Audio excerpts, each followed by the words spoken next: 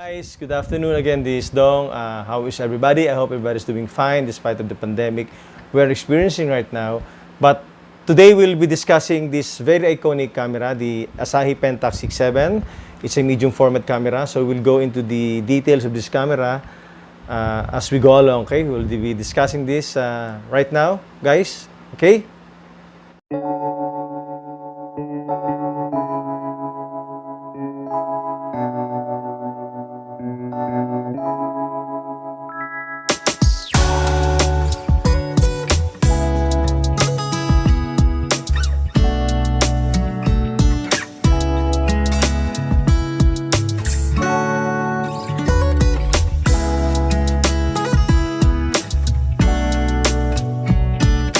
Actually, this Pentac 67 was introduced in 1969 by Asahi Pentac.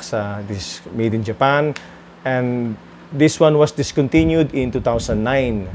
However, this one is very popular to photographers, especially in recent years because of the surge of the film cameras. No? And this one can cater the 120 film. It's medium format. This is in a 6x7 format compared to a single lens reflex camera. This one is Canon EF. It's quite small compared to this one. If you will be comparing this 35mm camera to this Pentac 67, it's quite big. Okay, the difference is pretty obvious. This one is good for portrait photography and also in some landscape because this one has a bigger negative, and as we all know, the size is 6x7, so therefore it gives quality pictures. Okay, although this Pentac 67 is quite heavy, it's quite difficult for you to use this in a street photography. Although I've used this one while we were in Baguio about a couple of weeks back, and I enjoyed using this one because of the unique features of this camera. Although it's too obvious for you to use this because people will easily notice you using this one compared to a range finder like this one. This one is very silent.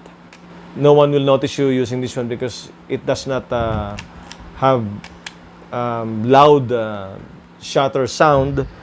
Familiar with your 35mm SLR camera, I am certain that it would be very easy for you to use this one. Now, I have here the other medium format, the Mamiya RB67. This is basically the same with this one. This one shoots 6x7 film also with this one. But the quirkiness of this camera is you have to familiarize yourself whenever you're using this one. Okay, firstly, we have here the shutter speed selector. It's basically located on the left side compared to a typical 35mm single lens reflex camera. It's somehow located right here. So you have here speed of bulb up to 1 second, and then all the way up to 1,000 per second. This one has this interchangeable prism that can be removed by simply pressing two pins on both sides and by pulling the prism up. So this prism does not have the light meter. There is another model that can be used. There is a light meter that can be attached right here. Although I don't care if this one does not have the light meter because I use the Sun 16 rule or the light meter apps that is available on the smartphone. So we have here the advanced lever for you to advance your film, and this is the shutter release button. You have here the aperture right here. Okay. In the middle portion of the lens, and then you have to focus it the way you use to focus your lenses of the single lens reflex camera 35mm. So this one is a bayonet mount that can be removed by simply pressing the latch right here on the left side and then turning the lens, okay, counterclockwise, and then can be removed. Okay, if I'll show you the the mirror, okay? The mirror is quite big just to cater the 6x7 roll of film. It's quite big and quite noisy. So we will return the lens. You have here the dot, okay? There's the marker right here, the dot, okay? Red dot. Just align it somewhere here. The other dot is located right here, and then you have to align the dot, 2 dots, and then turn the lens clockwise, and then just wait for the clicking sound, and then it is locked into place. Since this Pentac 6.7 is a single lens reflex camera, meaning there is a mirror in the middle, the mirror box, and then the image is reflected on the mirror going up to the prism, and there will be a movement on the camera whenever the mirror is slapping up. See? So it's better for you to use the speed of 121 to 120 per second up to 1,000, 1 to 1,000 per second. And there will be less movement of the camera. So therefore, if you'll be using this one, let's say 1 to 30 per second and below up to 1 second, you have to use your tripod so that you can have a sharper picture. Otherwise, you will be the picture will be blurred because of the movement of the mirror. Okay, there is a latch right here if you want to open the film back. Okay, so this is how big the 6x7 film. So if we will compare the 6x7 medium format to the 35mm, okay, I'll show you how big the 6x7 medium format compared to this 35mm camera. I think it's roughly around 4 times. This one is 4 times bigger than the 35mm film. So this is the pressure plate. If you want to load your 120 film, you have to push this and then push it to the right. That's 120. Okay, it's indicated at the back. For you to load your film, just simply pull this one. Okay, insert it to your take-up spool. Okay, like so.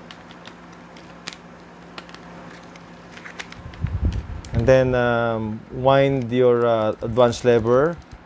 Okay, until you see this arrow. Okay, 2 arrows pointing down and downward and then upward. There is a red dot on top of the camera right here.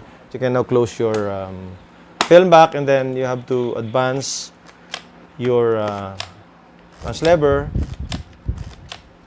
until the first frame is ready to be exposed. Okay, that's your first frame. Okay. So, since this is a 6x7 medium format, you can expose up to 10 to 11 frames. Basically, it's only 10 frames. I've experienced that. I have not had any experience of exposing up to 11 frames. So, I can recommend that if you're into medium format and you have tried the RB67 or the Mamiya 645 or any other medium format for that matter, such as the Hasselblad or the other one, the Pentac 645, Contact 645. Well, this one is a different experience altogether because as if you are just simply using your typical SLR 35mm camera in a medium format setup. Okay, so although if you're into street photography, I don't think this one is for you. I have tried this one in Baguio about a couple of weeks back, and it's quite heavy, and people will always notice you using this one. So you can use this probably once in a while, but not on a regular basis. So still, the best for street photography is probably this Leica M3. It's quiet. Okay, it gives quality pictures. Okay, the lens I have here is this 75mm f 4.5. I use this for landscape. This wide angle. This is roughly about 35mm lens.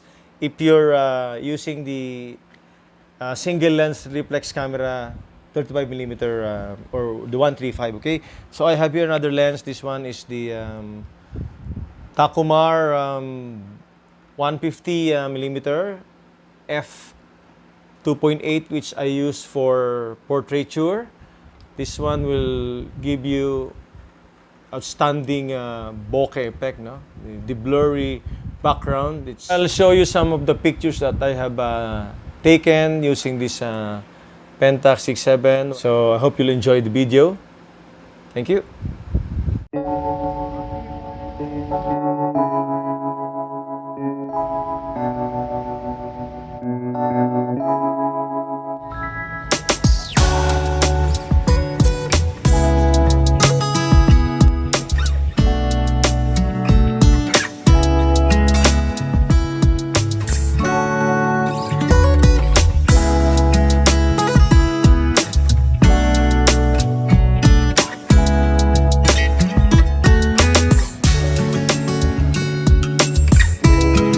So guys, I hope you've enjoyed this vlog, and thank you very much for watching, and feel free to subscribe, and of course like the video, and of course if you want to share this video to your friends for them to be informed of this medium format Pentac 6.7. I would be glad to hear that from you. Of course, if you have some questions, feel free to comment down below, and then I'll answer you with the best of my knowledge, of course with those limited knowledge that I have as far as this medium format Pentac 6x7 is concerned. Okay, guys, thank you for watching, and I hope you'll be safe all the time, and the pandemic is almost over, and so we have to be happy and go to our normal life the way we used before the pandemic. Guys, thank you very much, and have a great day.